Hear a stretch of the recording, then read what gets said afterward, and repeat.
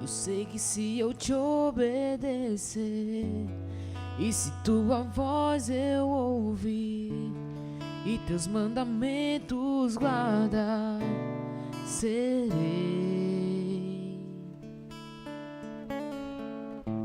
bendito por onde eu passo. Eu quero começar a minha fala dizendo algo que de vez em quando eu digo quando vou pregar. Tem como finalidade preparar um pouco vocês. Eu às vezes costumo dizer que existem duas possibilidades de que a palavra pregada aqui seja impedida de alcançar você aí. Primeira possibilidade é quando você às vezes acha que sabe demais e que não é todo pregador que te alcança.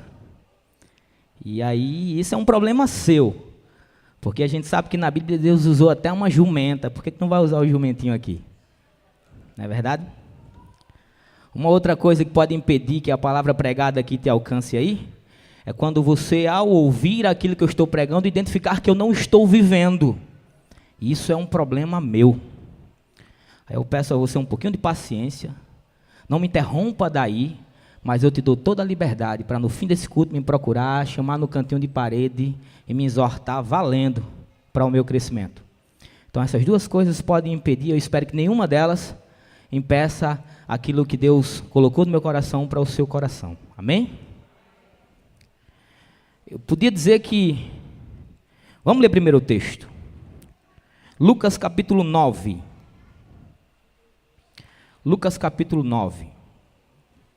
Versículo 59 em diante.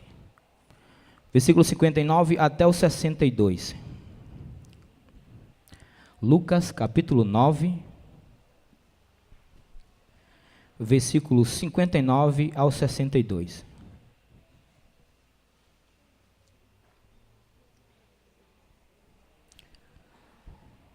Amém? Vamos ler. Aí ele disse para outro homem: venha comigo. Mas ele respondeu: Senhor, primeiro, deixe que eu volte e sepulte o meu pai.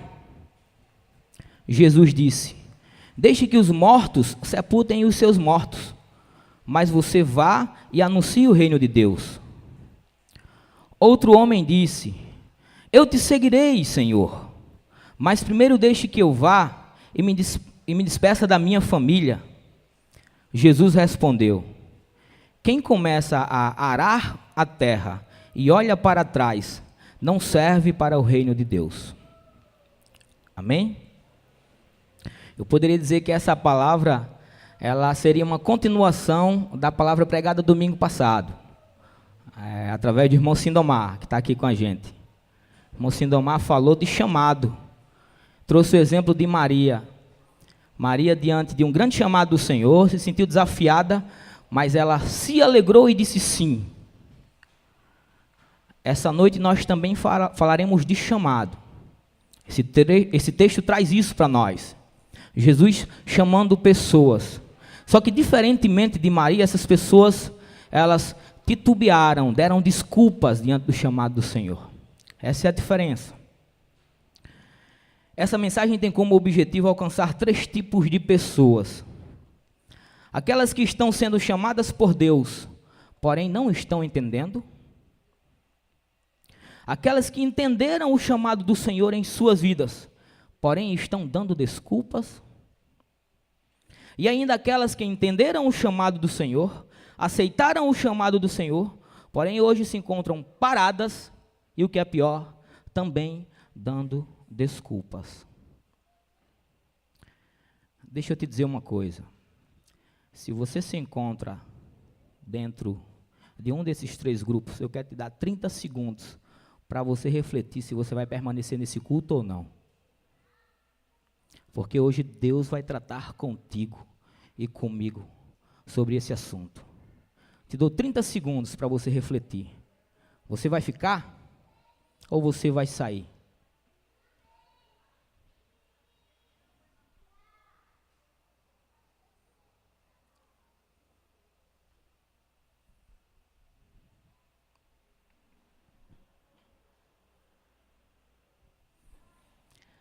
Amém. Ninguém saiu. Boa escolha. Bom é ouvir a palavra do Senhor, porque ela serve sempre para nossa edificação, para nossa correção, para nos fazer permanecer no caminho, para dizer aquilo que estamos fazendo de errado ou que não estamos fazendo de certo. Ela nos aproxima de Deus e ela tem como finalidade nos fazer viver a vontade do Senhor para as nossas vidas, que é a melhor, como diz Romanos 12:2, boa, perfeita e agradável. Amém? Eu sei que nem todos foram chamados para serem pastores, líderes de grupos pequenos, ou liderar algum outro segmento na igreja. Porém, uma coisa eu tenho certeza, todos nós, sem nenhuma exceção, fomos chamados para participar da tarefa de fazer discípulos de Jesus. Todos nós, sem exceção. Se você se identifica como discípulo de Jesus, você é chamado para fazer discípulo de Jesus, sem exceção. O grande chamado em Mateus 28:16-20, não é um dom especial, é uma ordem.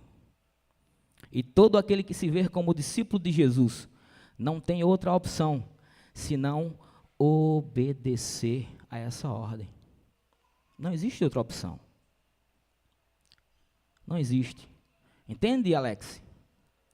Quando você entregou a sua vida a Jesus e decidiu caminhar com Ele, e decidiu ser discípulo dEle, Jesus espera de você que você transmita aquilo que você vive, aquilo que você está aprendendo, aquilo que você está experimentando dEle a outras pessoas. Por isso que você deve melhorar na escola, em casa, onde quer que Deus te coloque. Entende? Em todos os lugares. Você é discípulo de Jesus e não existe de forma nenhuma uma outra opção. Você tem que obedecer ao chamado do Senhor que te chamou para transferir Ele a outras pessoas.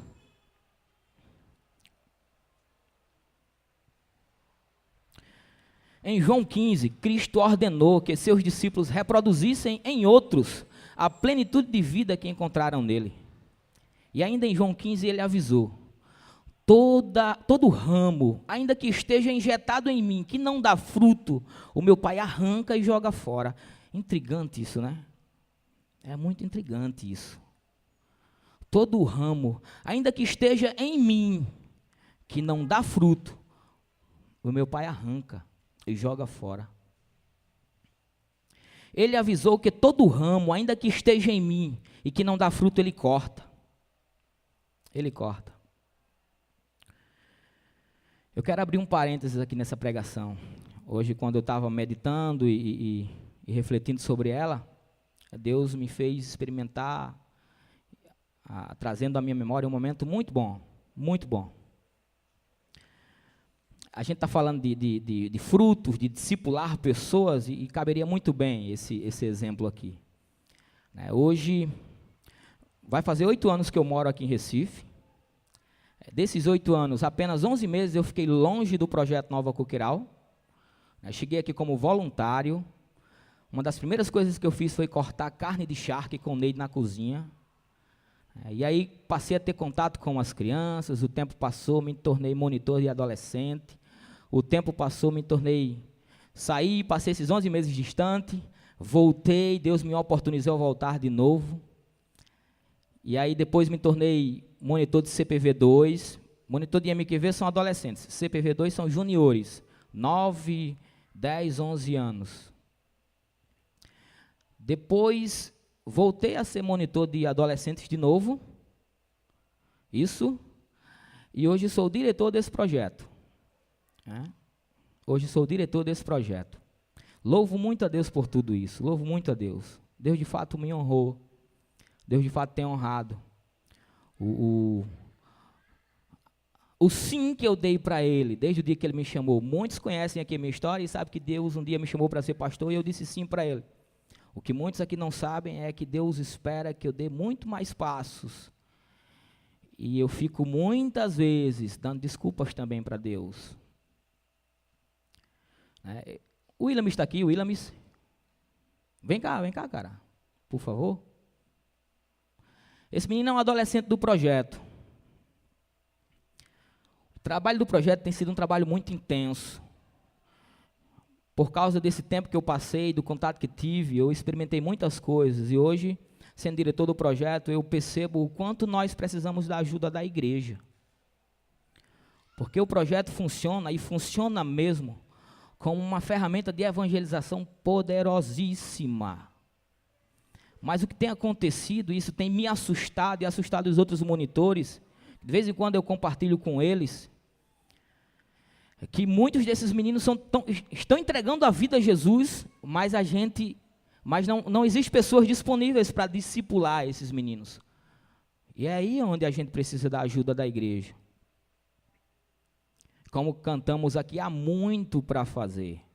Nós estamos diante de uma campanha de construção fantástica, né, com muitos desafios pela frente, e como diz a canção que a gente acabou de cantar aqui, de fato, há muito para fazer.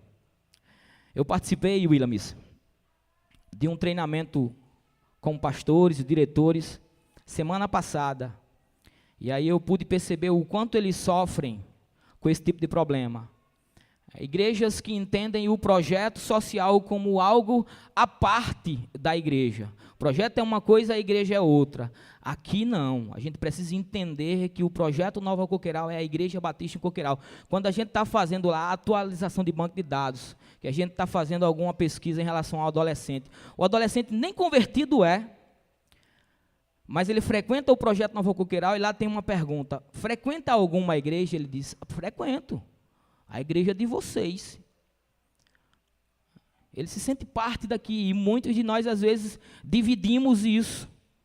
A igreja é uma coisa, o projeto é outra. Graças a Deus que a gente despertou para isso, e hoje nós pensamos em estratégias para unificar, para tornar cada vez isso mais único, para que a igreja se sinta desafiada. Não nos deixe sozinho, porque são 5 monitores trabalhando diretamente com crianças e adolescentes aqui. E muitos deles estão entregando a vida a Jesus valendo. E sabe o que acontece? Muitas vezes a gente olha um adolescente ou uma criança, um juniores ali que entregou a vida a Jesus, e a gente olha e por conhecer a família, por conhecer a casa, o contexto, o bairro, a gente vê aquele menino escapando das nossas mãos, porque não existe ninguém para caminhar com ele. E não dá para fazer isso. Nós somos poucos, e por isso que eu peço socorro à igreja. Ajude a gente. Eu tenho hoje a honra de discipular esse menino pessoalmente. Eu sou mentor dele e discipulo ele. Ele entregou a vida a Jesus há 6 meses atrás, mais ou menos. Participou do Atitude nos 99. Incrível como ele vem reproduzindo a filosofia da nossa igreja. Ele é um servo do Senhor na prática. É incrível o quanto ele serve. É incrível. Ontem ele me ajudou bastante. Ele me ajuda muito. Me ajuda muito. E todas as vezes eu chego para ele e digo: meu velho, Deus te abençoe. Você tem sido uma bênção na minha vida. Tem me ajudado muito. Tem me ajudado muitas vezes a dividir o meu fardo. Não é isso, Ilamis? A gente teve uma oportunidade de comemorar o aniversário de 15 anos dele. Ele tem 15 anos de idade. E a gente foi comer um bauru, um hambúrguer. Não foi? E aí a gente, naquele momento lá, muito espiritual, a gente orando, agradecendo a Deus, comendo aquele sanduíche, batendo papo, ele pediu a fala e disse uma coisa que me impactou muito. Alguém profetizou uma maldição na vida dele e ele compartilhou aquilo com a gente. Ele disse: eu quero agradecer a Deus porque eu estou aqui comendo esse sanduíche com vocês nessa mesa. Porque alguém disse para mim um dia que eu não chegaria aos 15 anos de idade. E hoje eu completei 15 anos de idade. O pai desse menino me procurou um dia. Você não sabe disso, vai saber agora. Mas isso é para a glória de Deus, cara. Para a glória de Deus. O pai dele me procurou um dia e disse: Newton, eu não sei o que é que eu faço mais com o Ilamis. Eu não sei mais. Eu já fiz de tudo e não consigo mais fazer nada. Ele perdeu as esperanças. Ele estava querendo desistir do filho. Aí o Ilamis vem, entrega a vida a Jesus e muda tudo. Muda tudo. O pai de Ilamis liga para mim. A gente tem uma mania de dormir aqui para estudar a Bíblia de vez em quando. E o pai dele liga para mim e diz: Newton, o Ilamis Pediu para dormir aí, ele vai dormir aí mesmo, né? Ele ainda desconfia um pouco. Ele vai dormir, vai, seu Wilson. Tá bom, Newton, pode deixar, ele está guardado. Ele tem uma confiança em mim, glória a Deus por isso, incrível. E ele tem percebido o quanto o Williams tem mudado em casa. Seu pai tem louvado muito a Deus por sua vida, cara. Muito, muito, muito. Muito. Sabe qual é o sonho dele? Ele compartilhou comigo esses dias. Ele disse que queria ser diretor do projeto. E eu discipulo ele. Vê que privilégio. E eu vou fazer de tudo o que tiver ao meu alcance para ele um dia ser o diretor desse projeto. Porque Deus quer. Se Ele quiser e a gente quiser, Deus é o principal interessado nisso tudo. Às vezes chega verba e a gente vai comprar presentes especiais. Já 2 vezes chegou e ele vai comigo. Ele experimenta o quanto é prazeroso. O quanto é prazeroso, mesmo sendo pesado, né? Mas o quanto é prazeroso comprar um presente especial para um menino, muitas vezes uma feira, uma verba que chegou para comprar alguma coisa, e a mãe chega para a gente e diz: meu filho, não tinha nada na minha casa, que bom que chegou isso, eu posso fazer uma feira. E vai e compra, e faz a feira. E ele tem experimentado isso comigo, eu tenho andado com ele, lá pelas bandas de cavaleiro, fazendo compras, e abençoando a vida de pessoas, através da Compassion, através dos padrinhos. Deus seja louvado pela vida deles, que acreditam na gente e investem na gente. Deus te abençoe, cara, viu?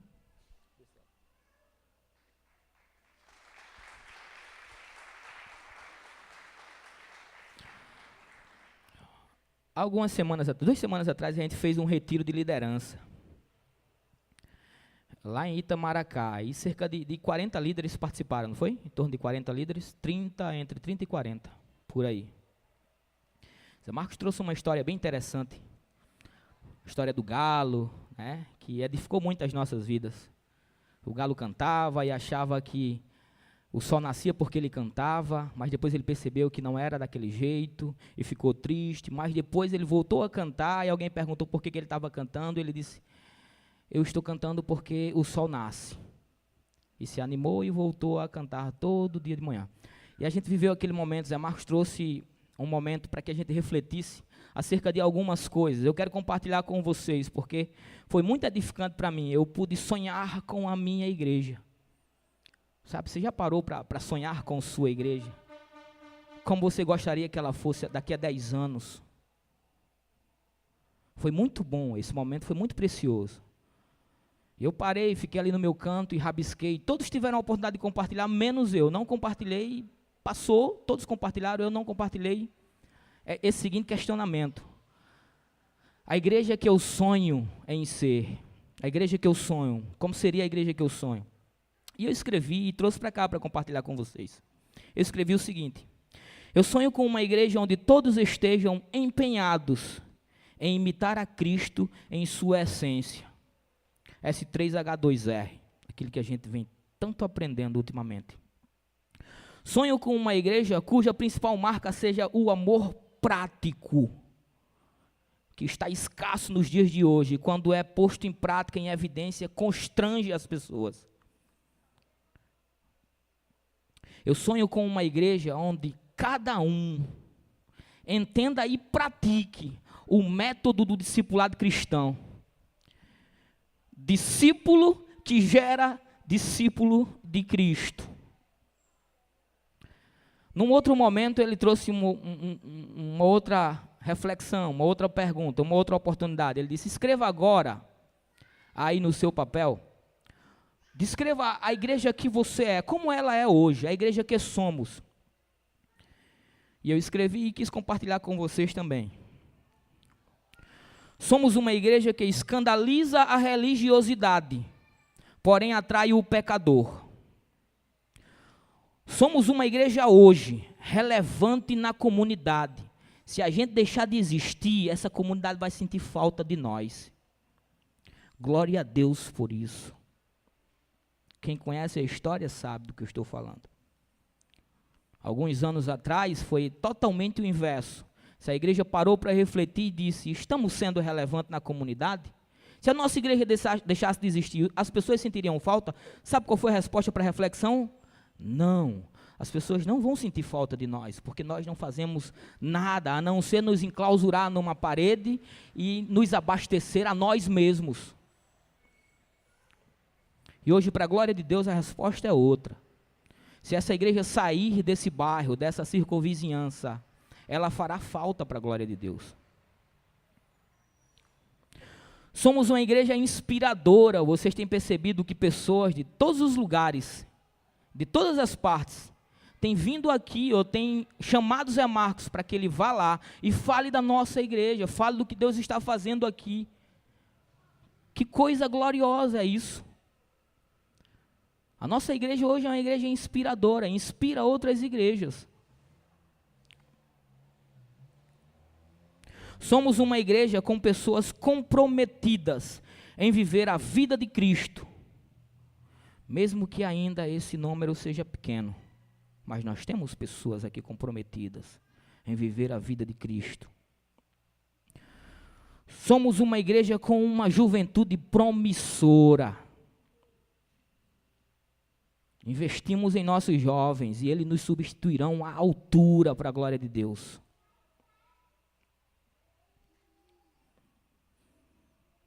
Somos uma igreja hoje com uma estrutura desproporcional diante da sua atuação local, e isso tem comprometido o resultado das nossas atividades. Essa é uma realidade. A nossa estrutura não cabe dentro daquilo que fazemos enquanto missão. Por isso que a gente tem que mudar, por isso que a gente tem que se animar diante dessa construção. Porque isso pode comprometer os resultados daquilo que fazemos. Somos uma igreja com um grande vulto institucional, porém ainda com poucas pessoas, com poucas mãos fazendo a roda rodar. Sabe por quê? Porque tem muita gente dando desculpa para Deus ainda.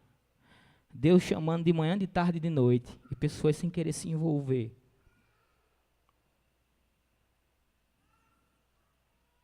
Muita gente. Pare de dar desculpas para Deus, querido e querida. Deus te chamou, você entendeu. Você não é bobo, não. Mas você fica se esquivando. Você fica se esquivando, sem querer se comprometer. Porque realmente é bom permanecer na zona de conforto. É bom permanecer na zona de conforto. Mas Deus espera que você mude de atitude.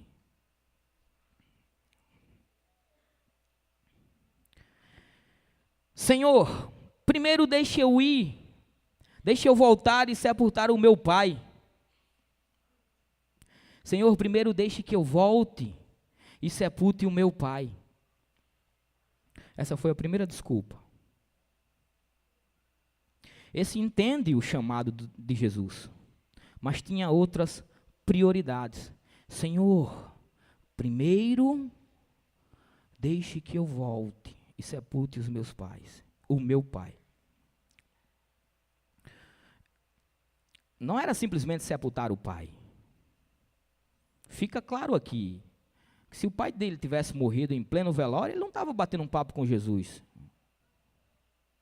Era porque existia uma cultura naquela época, de que a pessoa só poderia sair de casa, ou se desprender, ou se sentir livre, quando sepultasse o pai. Eu seguirei o Senhor, mas primeiro, deixe que eu vá me despedir da minha família.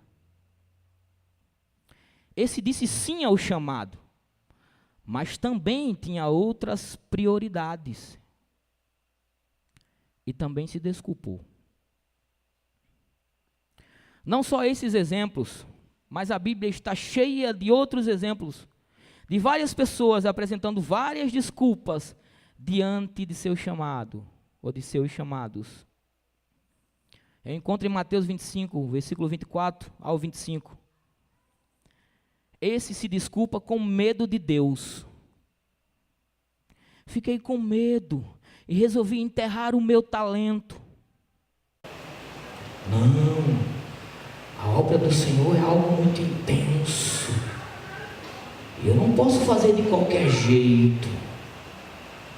Eu não quero ser negligente. É Deus, a coisa é com Deus, não é com o homem. Aí enterra o talento. Aí Deus chama de negligente também. Sabe o que é que Deus disse? Qual a resposta do Senhor? Jesus chamou de negligente e tomou o que tinha dado a ele e deu a outro.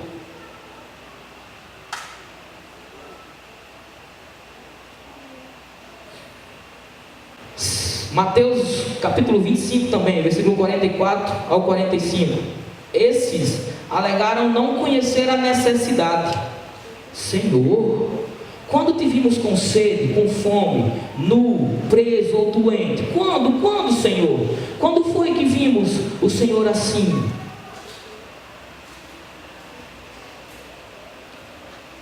Alegaram não conhecer a necessidade.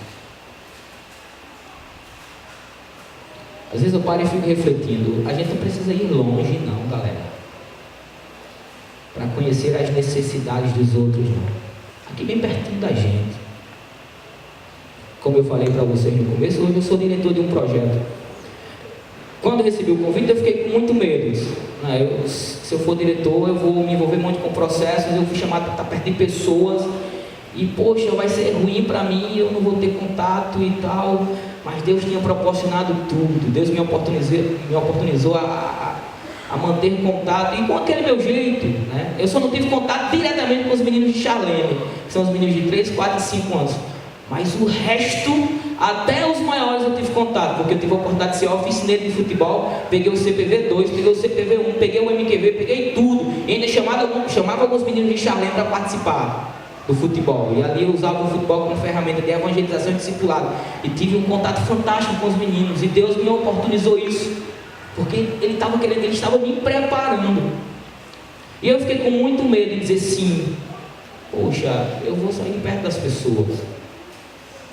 Pelo contrário, eu continuei perto das pessoas, a minha sala é aberta, eu não escuto som, porque o barulho que me deixa acordado são os gritos, os choros, os perrengues que acontecem quando chega alguém aqui que traz para minha sala um caso para que eu julgue, porque aqui nós somos tudo, somos juízes, advogados, psicólogos, pastores, tudo que você imaginar a gente tem a oportunidade de exercer aqui.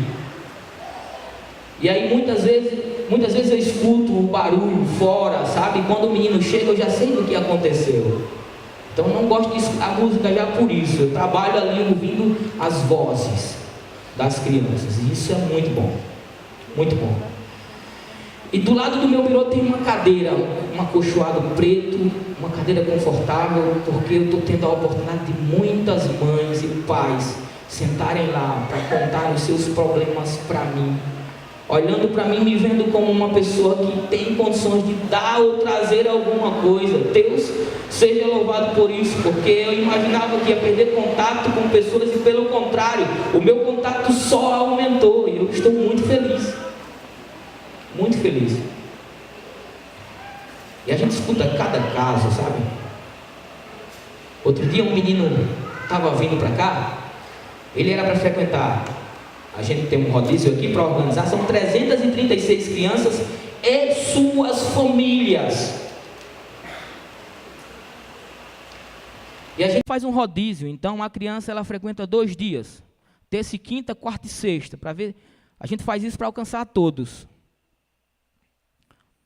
Agora funciona na segunda também com as adolescentes, né? E aí eu percebi algo interessante. O menino estava vindo terça, quarta, quinta e sexta. E eu chamava e conversava com ele, mas meu filho, não pode, você sabe que funciona assim. Mas tio, ele é um adolescente, ele ficava um pouco com vergonha, tentando enrolar, e eu falava, no outro dia eu olhava, ele estava no dia que não era o dia dele. Eu chegava, reclamava, mas rapaz, eu não já falei contigo. Na outra semana ele repetia do mesmo jeito. Até que um dia ele chegou para a gente e disse: tio Newton, eles me chamam de tio Newton, deixa eu vir, cara, porque lá em casa não tem comida não, velho. E eu preciso vir para cá para comer. Então a gente não precisa ir para muito longe para conhecer as necessidades, não. Então esses aqui deram desculpas alegarem não conhecer as necessidades. E tantas outras histórias que se eu fosse contar para vocês, a noite era pequena, se tornaria pequena. Mas os meninos, a gente faz os nossos devocionais e compartilha isso, e eles sabem o quanto é intenso, o quanto existe de necessidade aqui. Uma vez eu estava conversando com a mãe, ela veio falar comigo, e em pleno meio-dia, aquela mulher toda maquiada, e eu achei estranho aquilo. Eu conheço ela, eu converso com ela já há um tempão. E naquele dia ela chegou toda maquiada e eu me assustei. Era muito pó no rosto. E eu olhei direitinho para aquela maquiagem dela. E ela estava com o olho roxo, os dois olhos roxos, com um corte aqui, um na testa e um no pescoço. E eu me lembrei que dias atrás ela me procurou e disse que o marido estava espancando ela. Liguei uma coisa na outra. Então a gente não precisa ir para muito longe não, galera, para conhecer as necessidades. Elas estão aqui bem perto de nós, bem perto de nós. Sabe o que Jesus disse a esses que trouxeram essa desculpa por não acharem que não estavam, alegando que não estavam vendo, percebendo as necessidades? Quando vocês deixaram de fazer essas coisas aos outros, foi a mim que deixaram de fazer. E Jesus os chamou de malditos.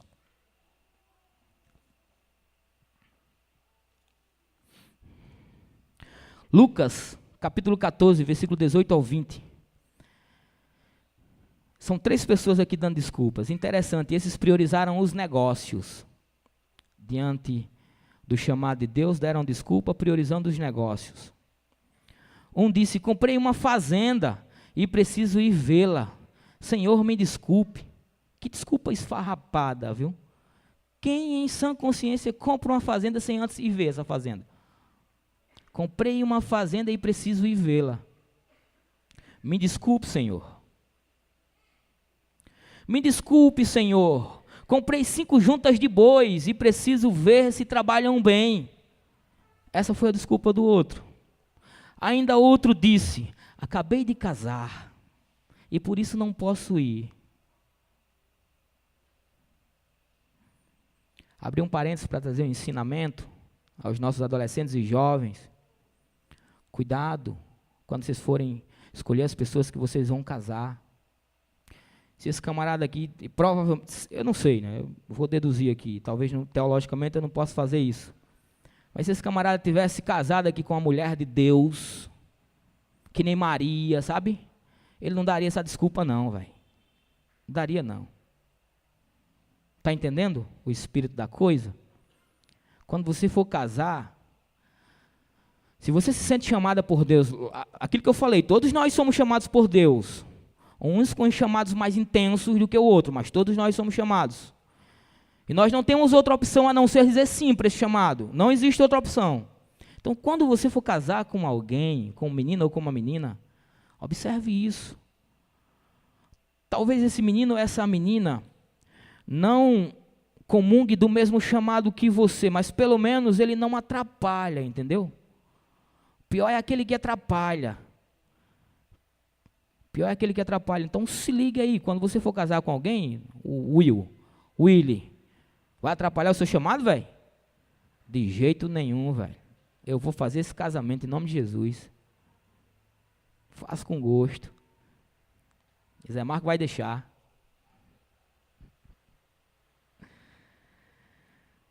Qual a resposta do Senhor para esses?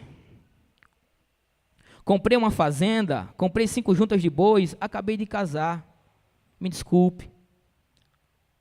Eu afirmo que nenhum desses, disse Jesus através de uma parábola, isso foi numa parábola. Um senhor que tinha dado uma grande festa e chamou, convidou pessoas para participar daquilo.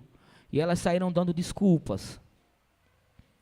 E aquele senhor disse, representando Deus: eu afirmo que nenhum desses provará do meu jantar. É sério isso, velho? Versículo 62 do texto em que a gente leu. Jesus respondeu: quem começa a arar a terra e olha para trás, não serve para o reino de Deus. E esse tem sido o grande problema. Olhar para trás. Esse tem sido, quem sabe, um dos principais empecilhos que tem impedido de pessoas dizerem sim para Deus, porque pessoas estão parando e olhando para trás. Antes de falar da expressão usada por Jesus, olhar para trás, eu quero adiantar aqui um conceito importante para a gente entender melhor. As Escrituras Sagradas, elas apresentam uma grande diferença entre conversão e santificação. Conversão, rompimento com o mundo, sistema pecaminoso. Santificação, rompimento da pessoa com as coisas que impedem o seu crescimento e progresso na fé. É diferente. John Wesley declarou um dia, eu achei fantástica essa declaração: a conversão tira o cristão do mundo. A santificação tira o mundo do cristão. Sistema pecaminoso. A gente tem que ter cuidado com isso, porque às vezes a gente acha que me converti e preciso ser agora um extraterrestre. Sair do planeta, sair do mundo. Não, você permanece no mundo. Agora você sai do sistema pecaminoso que o mundo coloca diante de você, através do arrependimento sincero, através de uma vontade que não vem de você, do Espírito já em você, de não fazer nunca mais aquelas coisas. Verdade?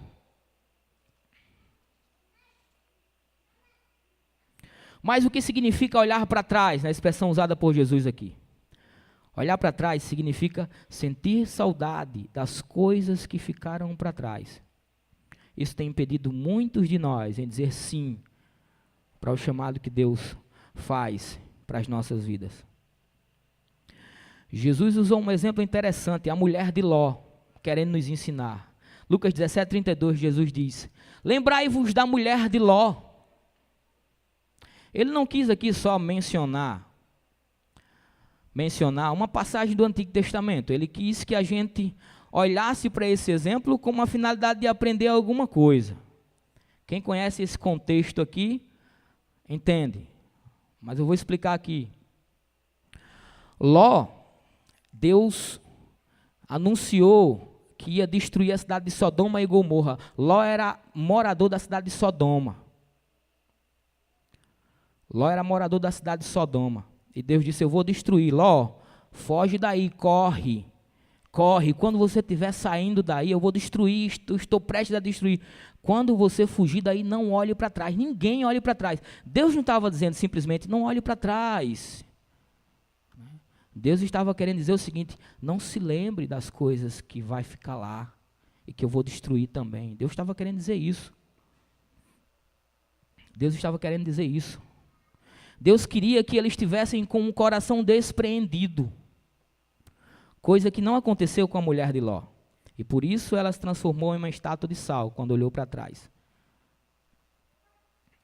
Olhar para trás fala da dificuldade de se desprender das coisas. Dizer sim para o chamado do Senhor pressupõe renúncia. Você precisa se desprender das coisas. Se existem coisas te prendendo, vai ficar cada vez mais complicado de você dizer sim para o chamado do Senhor em sua vida. Nós cristãos precisamos aprender que se é Jesus que governa a minha e a sua vida, a nossa vida, Ele tem que governar completamente. Não podemos mais caminhar dando desculpas todas as vezes que Cristo nos chama ou nos pede alguma coisa. Não dá. Não dá.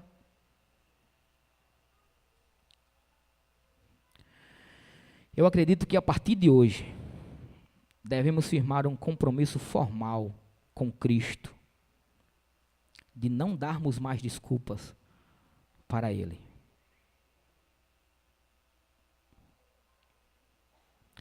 Ele prometeu que estaria conosco todos os dias. Jesus não disse que estaria conosco só nas quartas-feiras, nos domingos. Ele disse: todos os dias eu estarei com vocês, todos os dias. Ele também prometeu que de maneira nenhuma nos deixaria nem nos abandonaria. E por que a gente não faz a mesma coisa para com Ele?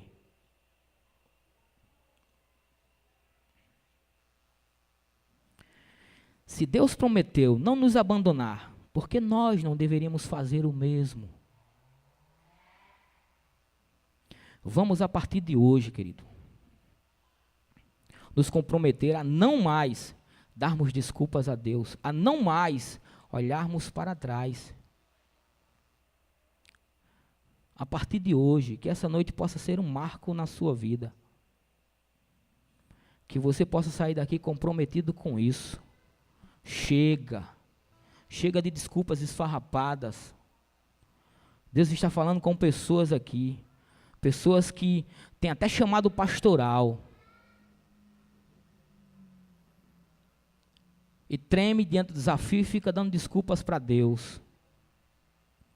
Pessoas com diversos tipos de chamados e continua dando desculpa para Deus. Chega. Para por aqui hoje, não saia daqui, não saia daqui, não saia daqui, sem se comprometer com Deus nessa noite. Deus quer te oportunizar a renovar um compromisso com Ele, que até você fez há tempos atrás.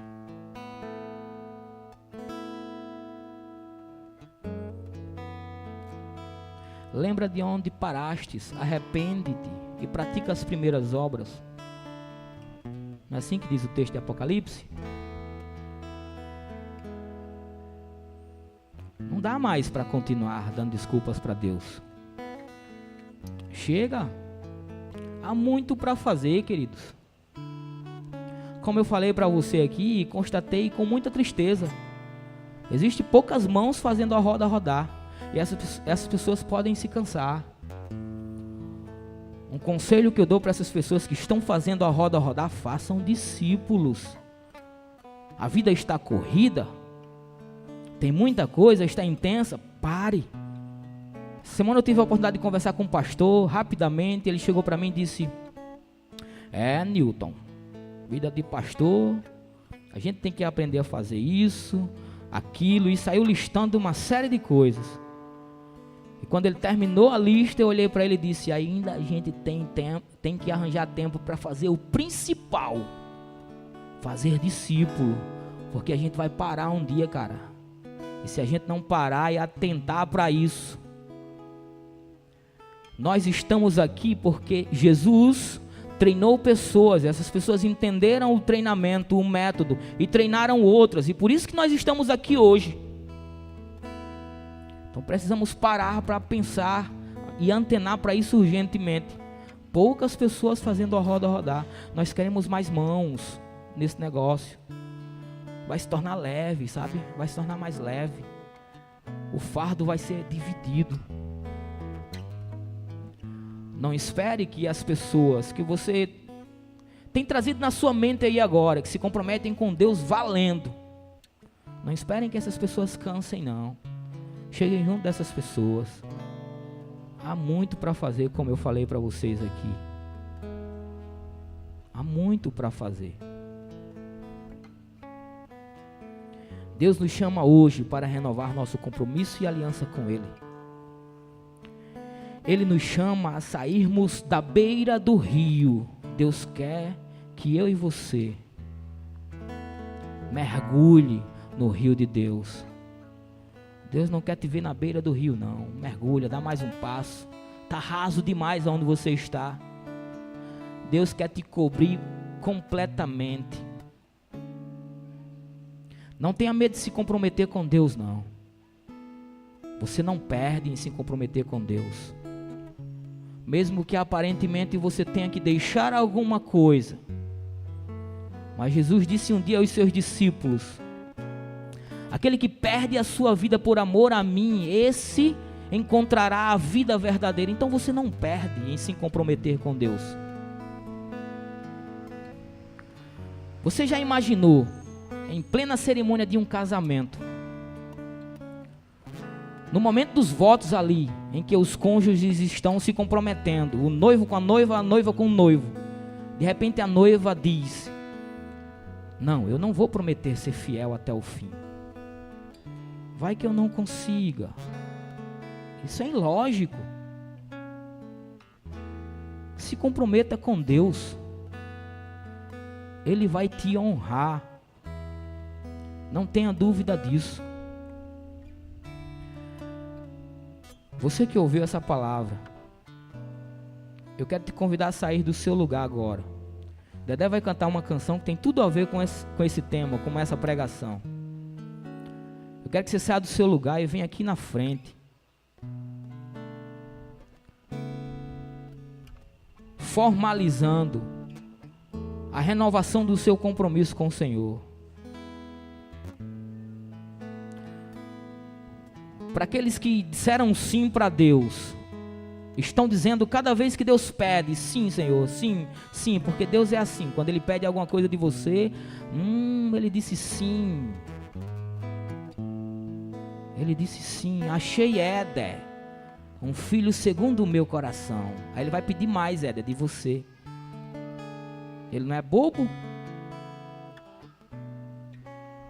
Então, para aqueles que estão dizendo sim para o Senhor, e todas as vezes que Deus pede, chama e diz sim para Deus, você já tem experimentado o quanto isso é prazeroso. Você entende muito bem o meu linguajar.